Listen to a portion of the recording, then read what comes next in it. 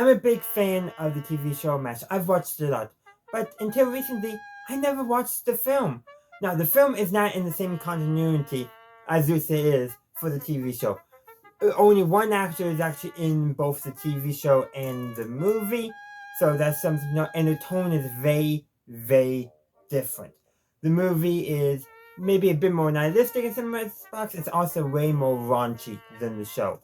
So just to give you a sense. And this review of the 1970 film will be discussing some pretty heavy topics, so you've been warned.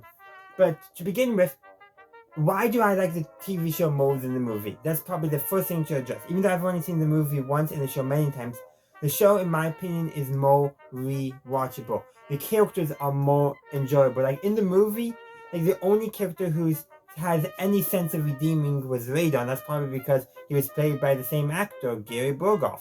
That was like probably the only thing that really made that character redeemable in the movie, because it was the character probably that changed the least. And then you actually remember. All the other characters played by different actors and very different from the movie, from the show characterizations. And also the jokes are way funnier in the show than they are in the movie, in my opinion, too. I don't see a need to really rewatch the film anytime soon. For the show, well, I'm going on a 5-year mission to rewatch the entire show and make a review for every single episode. So that just tells you something there. But let's actually talk about the movie in a little more detail. So let's first begin with this. The film is fairly sexist. All the characters are demeaning to women in some form. Consent is very iffy going on too. Just lots of demeaning, sexism jokes and all that, like literally. The movie does have some full-on nudity.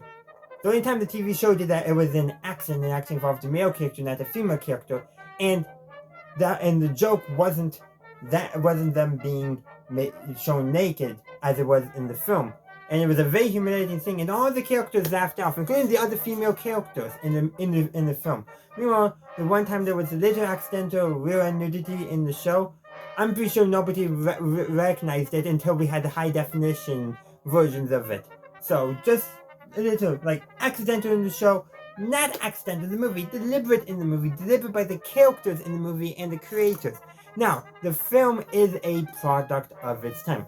It was made in the late 60s because it came out in 1970, and it's set in the 50s. Yeah, sexism is going to be way more common, but like literally, at no time do we see any true commodity even between all the nurses or any of the other female characters too.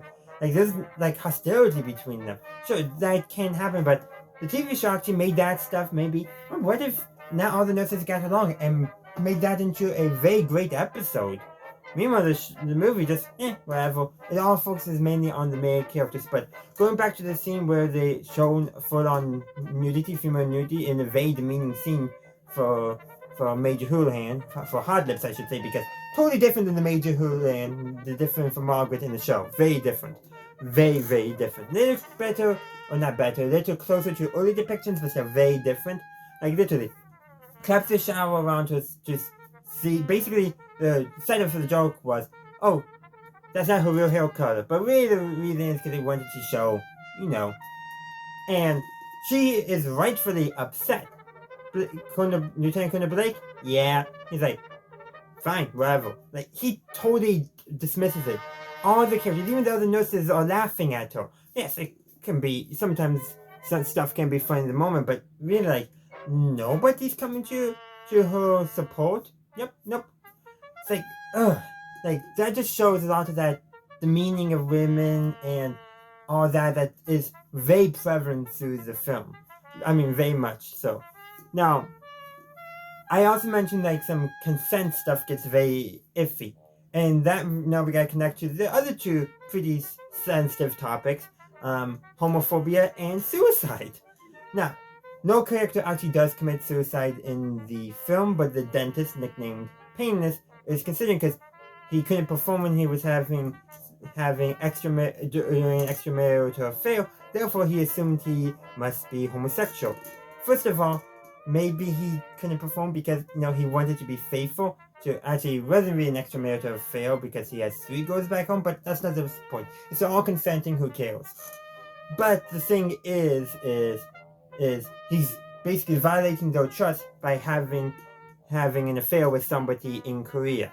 So yeah, and maybe he couldn't perform because of that. He knew he was violating that trust. But no, he just assumed that, and all the other characters are like, okay, how are we going to help him? Which is good. They want to help him. They don't want him to take his own life. I do applaud them for that. But what they do is kind of trick him into not committing suicide. Okay, sometimes that can work. I mean, an episode of the TV show Kunapato, when there was a soldier trying to commit suicide, basically, who was struggling to commit suicide, gave him some tough love, basically, to get the part that wants to stay to overcome the part that wants to leave. Tough love. But as soon as that was established that the soldier did not want to die, Kunapato went from tough love to comforting.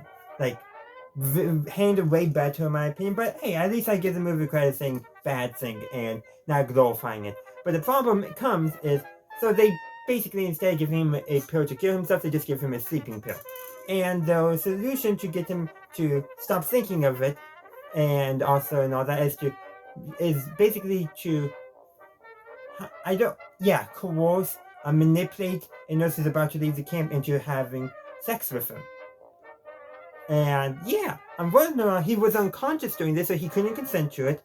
And 2, she did have everything somewhere at home, but she was having an affair already with at the camp. So yeah, but still, like, she was nervous about it, and they kind of manipulated her into wanting to do it. Consent was totally out for both of them there. Really, both of them did not have proper consent for what happened. And yet, they show her when she's leaving on the helicopter smiling, like it was all okay.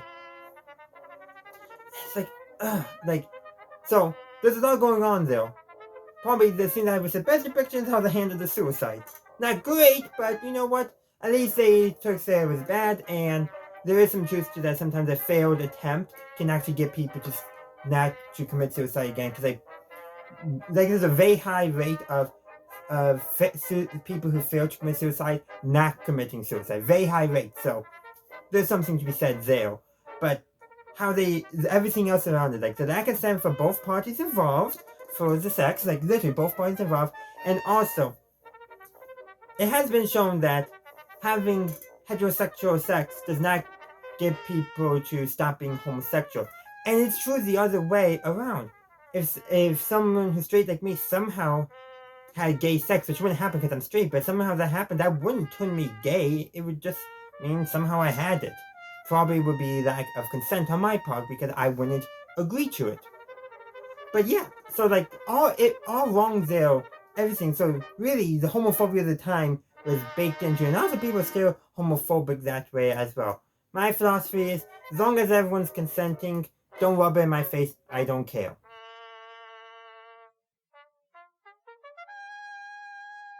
And now the last form of problematic stuff they were really addressing is racism. Now that was actually probably the thing that was least of all, and didn't really occur until the football game, because Hawkeye has the plan to win the game. So there's actually 2 parts. 1, get a professional footballer, so Spirit Chucker Jones, or semi-professional, and Spirit Chuck Jones is black. And I believe the character Duke Forrest, like when Hawkeye suggested, oh yeah, just have him stay in the swamp, was like very nervous, and Hawkeye literally just pushed it aside. Pretty good on Hawkeye. Not the Hawkeye of the show, mind you. This Hawkeye is very different. Hawkeye in the show is a committed bachelor who chases nurses. Until the latest seasons where he's a committed bachelor who still chases nurses, but does so in a much more healthy manner. This Hawkeye is married, so he's not a committed bachelor, and he chases nurses. But you know what? At least he still takes a stance against racism. Now, yes, he has something to gain to it. Hey, but you know what? That's step 1. Show Hawkeye is like the first chance that we get to see an episode revolving around race in some regards. I think it was when they had a racist colonel come in who was basically putting his black soldiers in danger so they could get sent home out and away from his unit quicker. Hawkeye was totally against that, and not just because they were getting injured. Like, you could tell that racism aspect was there as well. Am I thinking actually of a later season episode? There might have been something early on, but like show Hawkeye takes a much stronger stance against the racism than movie Hawkeye does. But you know what? It's better than nothing. But again, it's not the best. But you know what? It actually does say racism bad. Really, of all the bigotry there, racism bad and is the only stance they really take. They make no actual stance on homophobia, and they certainly have nothing. They certainly don't take a stance that sexism is wrong. Like literally during the football game scene, the nurses are relegated to be cheerleaders, and they're not even treated well as the cheerleaders. Meanwhile, in the show, there's 2 episodes where they have sports competitions. They have the MASH Olympics, which everyone in the camp is taking part of. No, doctors and nurses, Kozman and cooks. Everyone's taking part of it, and I think there might be occasionally some of the nurses acting as a cheerleader, but it's much healthier. You can tell they're all friends. They're not yelling. They're yelling at each other, but you can tell it's in the way that competition comes around, not the meaning yelling like happened in the movie's football game, where they literally basically were very demeaning to the nurses when they were cheering at maybe not the best time. Like it's meaning to the women. And then there's also an episode where they have a bowling game, which everyone participates in as well. There might be a little bit of messaging going on there. That's going to be like in 5 years when I get to that episode, so we'll talk about that then. But yeah, very different in terms. And just the show, well, early on the treatment of women wasn't great. The show improved with time. It was a product of its time, just like the movie, but it did improve in time, and characters became better, and all that. I've talked mostly in this video about a lot of the downs of the movie, and there are a lot of downs. Things that were a product of its time that do actually reflect when the movie is set. That is something, but there has to be some positives. Like, yeah, I do have to give this. There's a few scenes with Hawkeye and this version of, I think it's this version of Trapper, where basically, you know what, they're doing good by their patients, bending rules to help treat people, and you know what, that's good. But that's like really about the only uplifting thing going on, because there's just a lot of cynicalism, nihilism, raunchiness. The movie is actually, I think, well put together. Technically it's good, but is it something I want to return to anytime soon? Probably not. And that's probably where I'm going to end my review. Now, this is my second version of this. I recorded another version of it that was actually supposed to come out last Friday, but I didn't like it and I had some technical difficulties because of cold weather.